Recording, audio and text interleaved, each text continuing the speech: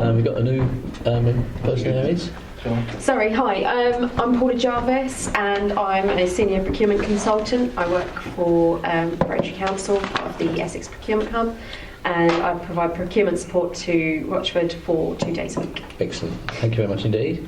Right, other than that, I'll start off, if I may. Right, so please note that this meeting will be audio recorded.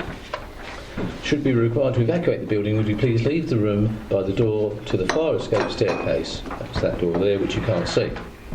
Please hold both handrails in case the stairs are wet or slippery. If anyone is unable to use the stairs, would they please allow the others to exit the room before they go to the fire escape door, where they can then be given assistance. Our assembly point will be in the public car park at the side of the Civic Suite. Please do not delay your evacuation to collect any belongings, and please do not return to the building until given permission to do so by council staff. Right. Start off on the apologies for absence, please. Everyone's here, Chairman. So I think there are no apologies for absence. Non-members attending, I don't think there are any. No. Right, minutes of the meeting held on the 9th of September 2015. Is it your wish I sign them as a true record? Right. Thank you. Any declarations of interest? If anything comes to mind during the meeting, please declare at that point. We'll include it in the minutes. Matters referred to the executive and reports from other committees, there are none. Progress on decisions, obviously we've got the schedule, so I'll go straight to that if I may. So that's item 6. Right.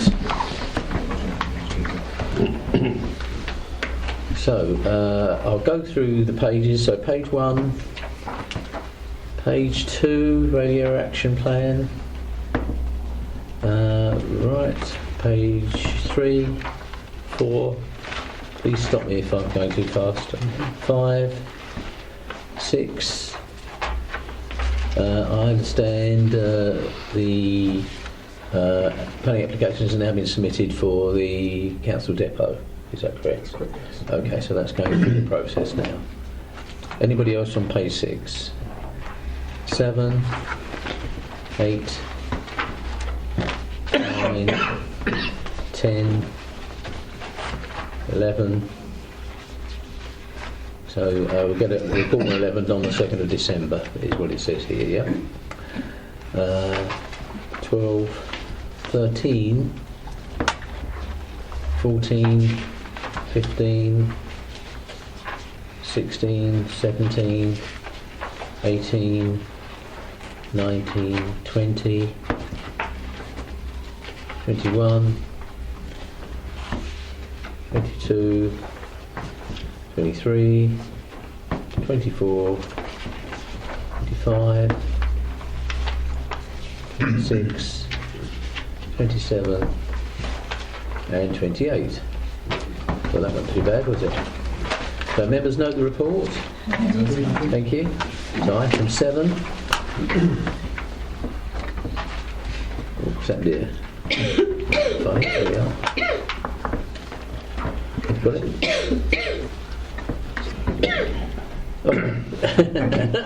So item 7, a report to the meeting executive portfolio on finance and its revised contract procedure rules. And I believe Councillor Simon Smith is going to lead this item. Very briefly, Chairman. The need for this report is not as a result of practices that aren't adequate or any deficiencies that we've got. It's just the framework in which we work and the rules and regulations that we work to have altered. And although my name is at the top, I'm not going to take any credit for putting a lot of hard work into this. Matt and Paula have put hard work in here. So if you don't mind, I'd like to pass over to them for a brief explanation, a brief outline, and for them to take the credit for what's been done here. Okay, thank you very much. Please go ahead. Thank you, Councillor. Thank you, Chairman.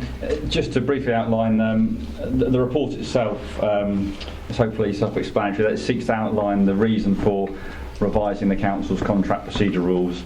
As Councillor said, it's not due to any deficiencies in the previous rules, it's more to reflect new legislation and best practice. We also took the opportunity to develop more robust contract procedure rules document, and again just to bring it up in line with, let's say, current legislation, best practice, and to ensure it's fit for purpose and more robust. There are some key changes listed on the report. I don't intend to go through them particularly. I can do if you wish. It just mentions 2 or 3 key changes to the document there. The main one being what's known as the most economically advantageous criteria, meaning there's a quality criteria that needs to be attached or can be attached to certain tender processes over some key thresholds.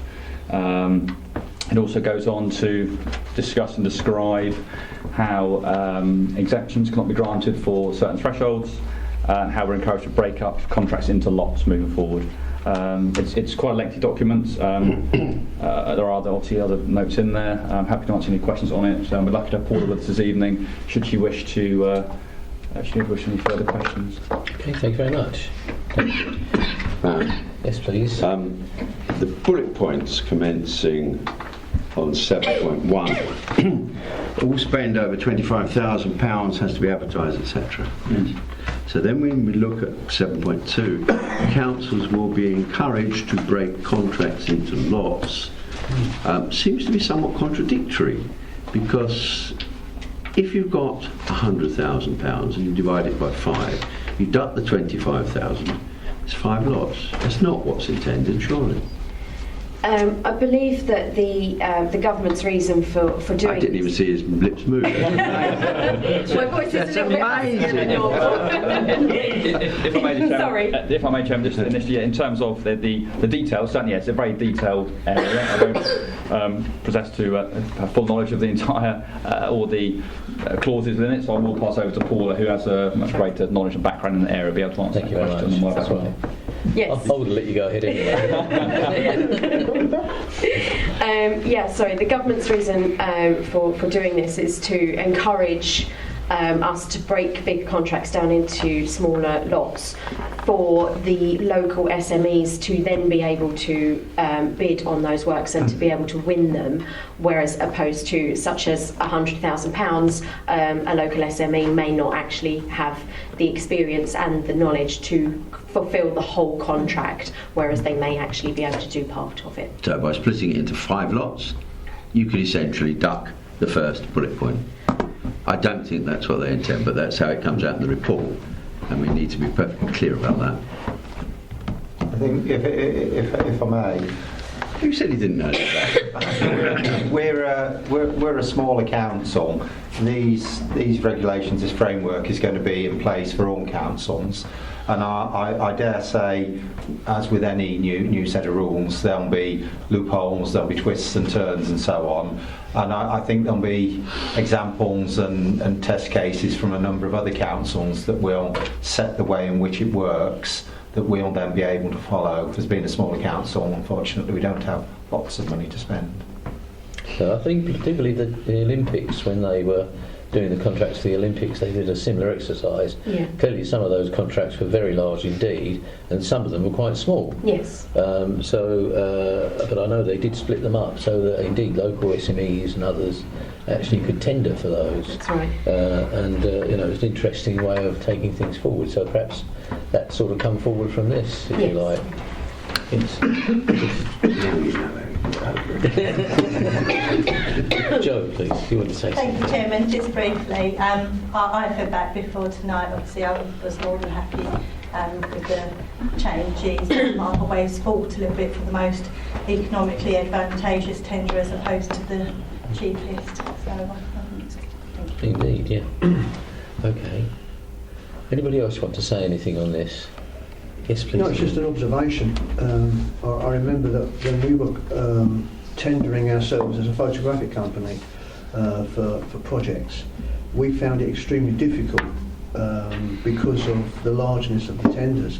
And even though companies actually won the tender, they had no expertise in the field in which they were operating. What they did, they didn't subcontract it out.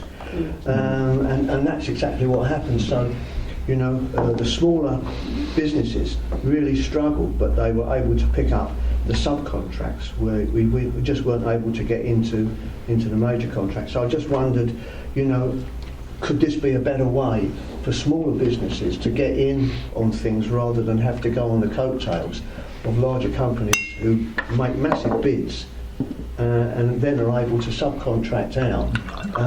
And small businesses really don't get the share that they should do. Okay. I think I'd just sort of counter that slightly by just reflecting on, we obviously want to encourage small and medium businesses and so on, but at the end of the day, we want the best deal for our council and for our money. Yeah. And as long as this doesn't hinder us from doing that, then fine. Exactly. We're spending public money here. Okay. Any other points, please? So this is for a recommendation to full council that the revised contract procedure rules as attached in Appendix 1 be adopted, and that pending the above decision, the Sustainable Commissioning and Procurement Strategy 2015-2020 attached as Appendix 2 be approved. Is that agreed, members? Right, thank you. Can I now read the exclusion resolution? Members of the public, we have come to the end of the business that we can debate with you at present. The remaining report contains exempt information. I would therefore ask that you now leave the meeting.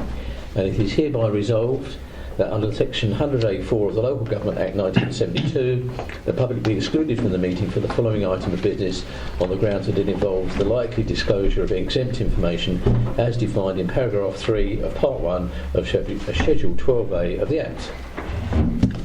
Agreed? Agreed. Thank you.